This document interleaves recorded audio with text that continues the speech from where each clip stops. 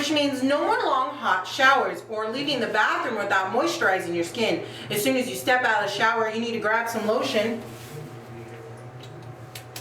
and put it on to make sure your skin is moisturized. Thanks. Right now I'm standing outside the Aggie Memorial Stadium. If you take a look behind me, you're going to see some dust and some haze in the city of Las Cruces, and that's because there are some dust particles coming from the White Sands area as well as parts of the Texas Panhandle. Now, Albuquerque earlier today sent out alert that there will be some smoke and dust particles in the air, and they're urging anyone with heart and lung disease, anyone over 65 years old, pregnant women, and young children stay indoors. I tested this myself and went onto Craigslist and found that it was really simple. I just went to community, then clicked on pets and just typed in puppy, and so many ads came up in the Las Cruces area. Like I said, the northeast part of the country is going to be seeing a lot of activity during the week. Now, starting with tomorrow, as you take a look at our graphic, as you can see, they're going to be seeing some strong thunderstorms. Now, again, this is starting tomorrow, and this is going to be affecting cities like Philadelphia, Washington, and Richmond. Now, not only with that, there are going to get some heavy rains with that, some damaging winds, and some very isolated tornadoes.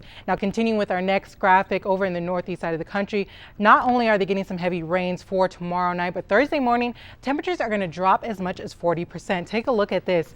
As you can see, areas like New York and Pennsylvania are going to be in the -10 degrees for Thursday morning. So not only are they going to get some heavy rain, but it's going to be extremely cold, which means roads are going to be slick and slippery. So please watch your local weather station to find out what's going on and make sure you're safe while driving. What's not to love about pets? They're cute, cuddly, and make great friends, but this makes pet lovers a target for scammers. Of course, anytime that you buy from one of those online services, you as a purchaser, a buyer, need to be aware before you go in and purchase that item, especially when you're dealing with a life now.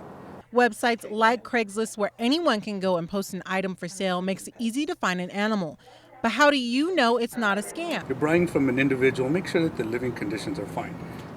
You don't really want to go to a home and see the puppy running around in feces. I tested this myself and went onto Craigslist and found that it was really simple. I just went to community, then clicked on pets and just typed in puppy, and so many ads came up in the Las Cruces area. I found a dog that I liked and replied to the advertiser with an email, and the response was suspicious. The advertiser wasn't in Las Cruces anymore, and even though the email included pictures of the dog and she had me answer questions on how I would take care of it, she also wanted personal information, which is the first sign of a scam. Ask a lot of questions. Ask what the breed is, how old it is, where did the mom and dad come from, how old are the mom and dad. Make them prove it. I spoke to Beth Vesco of the Animal Service Center of Mesilla Valley, and she said it's just better to adopt a dog from a shelter because they'll be able to tell you the history of the dog. She said when you're using online websites like Craigslist, it's a gamble because you really don't know if they've been taking care of it. Even though there is nothing you can do if you do get scammed, Officer Jimenez says if you take the necessary precautions, you can avoid it. Tiffany Robinson reporting, News 22.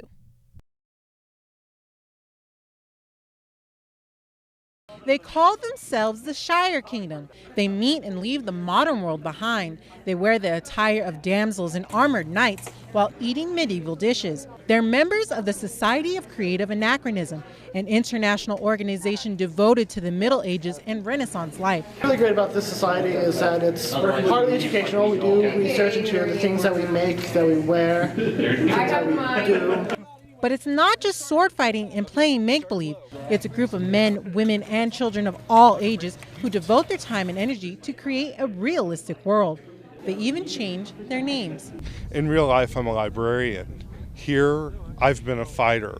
I make cordials, I'm a weaver, I'm a spinner. I do all of these wonderful things that I wouldn't have even been exposed to if I hadn't been part of this very, very magical group of people.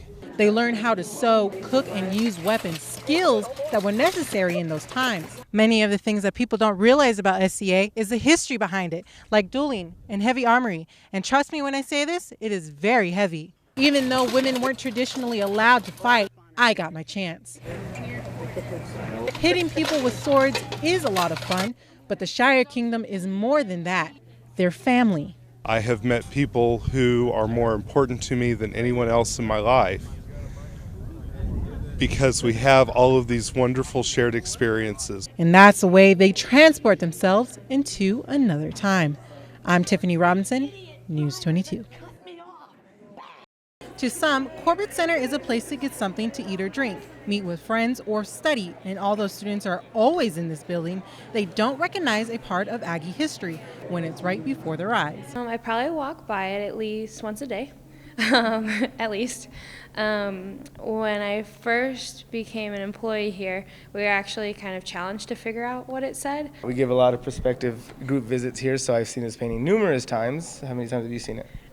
Well, I'd say like all through undergrad, I would come through this building, and we did a lot of activities on the second floor or third floor here, and then we'd just pass by but not really think anything of it, I guess. This painting is just one mural done by Ken Barrick, a former art professor who passed away in 2007. He created several works of art all over campus. Many students and staff have walked by this very painting wondering what it says. As you can see, it clearly says NMSU at the top, but what does it say at the bottom? Or if it says anything at all? I don't know. It's NMSU is... I think, yeah, I thought somebody said NMSU is cool once, but I don't think that could be because I don't see a C. Our supervisor came and took us here and made us look at it for a little while. Some of us could kind of see what it was supposed to say, but it's kind of hard to figure out with all the pictures and stuff. Tour guides use the mural as a quiz for new students and employees, but it was the custodians who knew exactly what it said. It says NMSU home in the yellow parts of the painting. Because Ken Barrick has painted all over campus, it's one part of NMSU that the art department is trying to preserve. Tiffany Robinson, News 22. This fast-growing diet trend replaces a solid meal with a powdered mixed drink that's supposed to contain enough vitamins, proteins, and nutrients to nourish our body.